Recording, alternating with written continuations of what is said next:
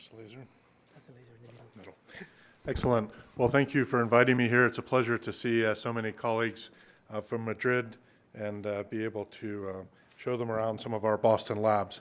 My group focuses on MRI technology specifically to improve the resolution of functional and anatomical imaging in the brain. And I always like to point out, because a lot of MR people forget, that there's a lot more to see in the brain than what we currently see with a typical 1 millimeter MRI. Any pathology textbook will show you cytoarchitecture and perhaps more importantly myeloarchitectural features of the cortex. Here's the white matter going up to the peel surface, showing a wealth of structural and layer information. And this image on the right is an ex vivo scan from a fixed brain of the temporal lobe showing the hippocampal formation. But I want to draw your attention down here. These little clumps here are clumps of large stellate nuclei. They're so-called entorhinal islands in the entorhinal cortex layer 2. And these are among the first cells to die in Alzheimer's.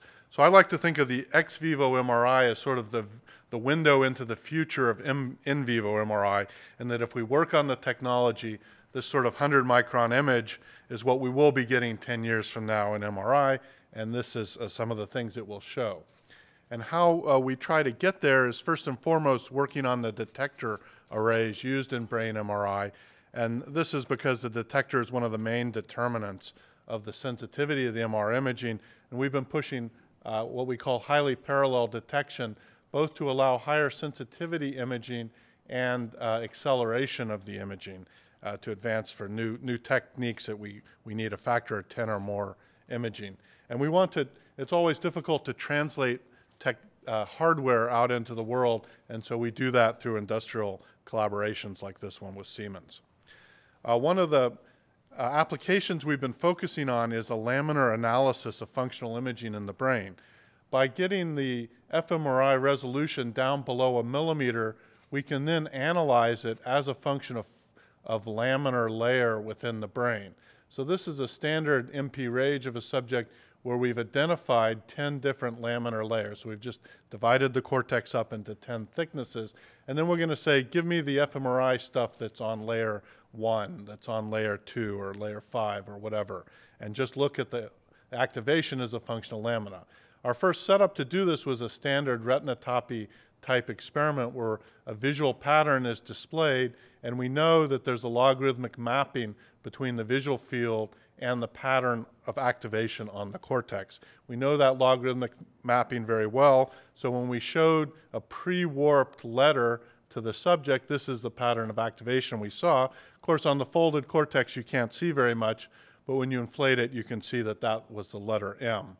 And for those of you who've seen the recent press releases about fMRI being able to show what people saw in a movie, well, with machine learning algorithms, here we can see with enough acquisition sensitivity, we can pick that out ourselves. And of course, we can spell out MGH. Here's just another quick example, application to diffusion imaging where we're looking at diffusion not in the white matter but the cortex, looking at radial and tangential patterns to see functional areas in the cortex, in this case S1, S2, and the auditory cortex. And allowing us this laminar specificity allows us to really interrogate how the diffusion in the cortex behaves. And I finally like to just wrap up with one exciting project that's just coming online, the so-called human connectome scanner. This is an MRI designed around the gradient for diffusion imaging. It has 7 times the gradient strength, uses 24 megawatts of peak power into this coil, and this will, we hope, improve diffusion imaging and structural connectivity mapping in the brain by about a factor of 5 in sensitivity. And with that, I'd like to acknowledge that this is the brains behind the operation, the students and postdocs, a very international collaboration list. And we're always looking for engineers and scientists to bring this diverse set of skills to bear on this, and always open for collaborations. And our goal is not necessarily to process more out of the data, we leave that for others, but to fundamentally get better data.